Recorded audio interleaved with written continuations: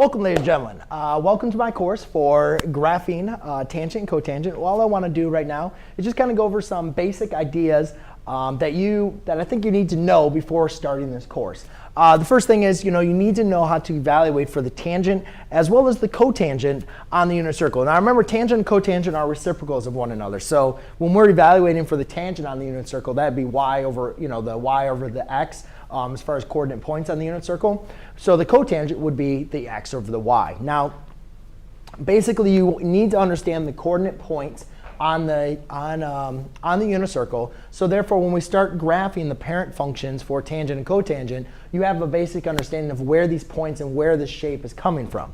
I'm actually going to skip ahead to go to asymptotes, because that's actually the next probably important thing you need to understand is, when we're evaluating, there's going to be values that are a part of tangent, and there's going to be values that are not. There's going to be values that we can approximate or that we can evaluate for cotangent, and there's going to be values that we cannot. Because whenever we take, remember it's y over x or x over y. Well, anytime that denominator is equal to 0, we have a value that's undefined, and that's where our asymptotes come in. So, we've talked about asymptotes in logarithmic, equations, and also looked at them at rational functions. So having a basic understanding of what asymptotes are, where they come from, is going to become very, very important, at least in a basic as far as an understanding of how we're going to use them.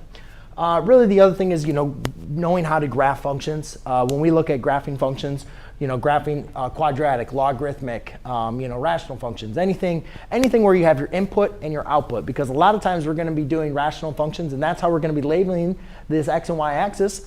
Or even just labeling, equations, but just having that basic understanding of your input, output, and how that's going to be reflected. And last thing is just kind of fractions. We're going to be doing a lot of fraction work, especially when we're trying to identify, the phase shift, the period, the x scale, and so forth. So understanding how to use fractions, how to simplify them, will be very, very beneficial for you to this course. So there you go, ladies and gentlemen. That is everything that you need to know to get started in this course. I wish you good luck, and I can't wait to see you at the end. Take care.